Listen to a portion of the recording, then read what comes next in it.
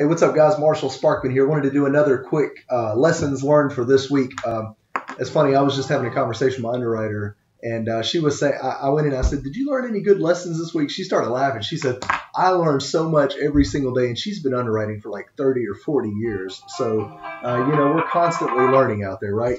But here's a couple things notes that I had taken, stuff that I had learned this week. Most important, really cool. So a lot of big banks will have what they call a CRA. It's a Community Reinvestment Act. So what that means is that they give a bunch of money and they try to support lower income housing in the communities that they serve. And banks are encouraged to do this as part of Equal Opportunity Act and a whole bunch of other acts, fair housing and other stuff. So Franklin Synergy has put $1 million into the pot. And we are offering through AHR, which is Affordable Housing Resources, and we're offering a $15,000 grant that will be coming soon. We haven't released it yet, but really soon we're going to be offering a $15,000 grant if the borrower, not the household income, but the borrower has to be under the median income limit for that county. Currently, Franklin Synergy Bank is in Davidson, Williamson, Rutherford County, so we're going to be serving those three counties only with the grant at this time, and that's expected to expand possibly in the future. So super excited about that. Be on standby for more details.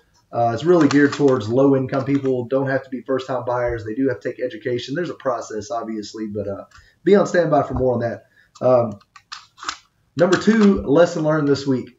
If a builder is selling a house to an employee, they cannot give them gift of equity for the down payment. However, the builder can give them a bonus to be used as their down payment. Okay, that was pretty neat. So there's that. Let's see, VA Tidewater process. Let's talk through this. I hate it, but from time to time when you get low appraisals in, and the VA actually has a process called Tidewater. The appraiser will invoke Tidewater if the property is not going to hit value. So what happens is the appraiser reaches out to the VA and they fill out this form and they say, we're invoking Tidewater. Then they reach out to the lender, whoever the point of contact is, and they say, hey, we're invoking Tidewater. You've got 2 days to provide comps to support the sales price.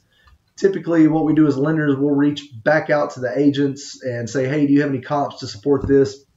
Usually what I do is I just tell the appraiser to bring it back in anyways, because you're not going to be able to argue with the VA appraisers. Chances are very slim you're going to win. But there is a process in place. So I called the VA and was talking through with their appraisal department and spoke with my underwriter about the process.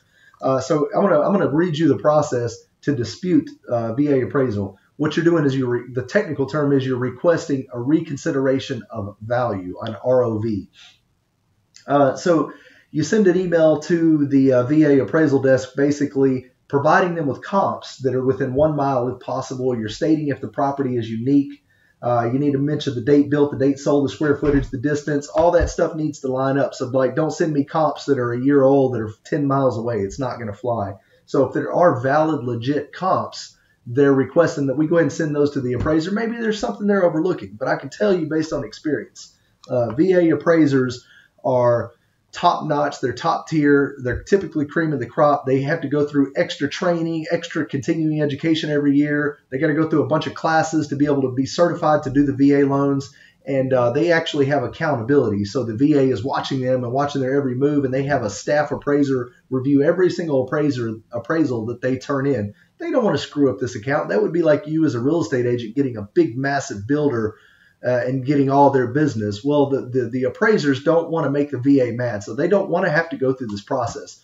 So when they reach out and declare Tidewater, they've already done all their due diligence and all their research to the best of their ability. And every single VA appraiser around here, most of those guys are like 20 to 30 years experience. You're probably not going to find any comps realtor that they're not seeing.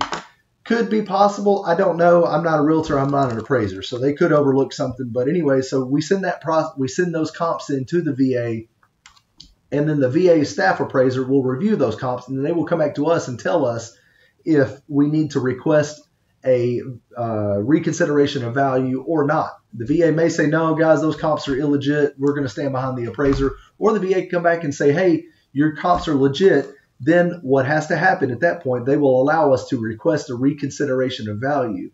The veteran borrower is the one that has to request that through the VA. So now you got to go back to your buyer and say, hey, do you want to request this dispute so you can pay more for this house that your VA is saying that it's not worth? So, how many of those are actually going to go all the way through and get a reconsideration? I was asking my underwriter, and she said she's never seen a reconsideration of value on a VA deal come back. However, the lady at the VA, I asked her the same thing, and she responded. She said, you never know. She said, you just never know what's out there. The appraiser could overlook something, or there could be a new sale that the appraiser didn't have previous to him writing his report. That's possible. I've seen that happen. So, that was what learned this week in 5.5 minutes. Hopefully you guys learned something, and stay tuned for the next week. See you.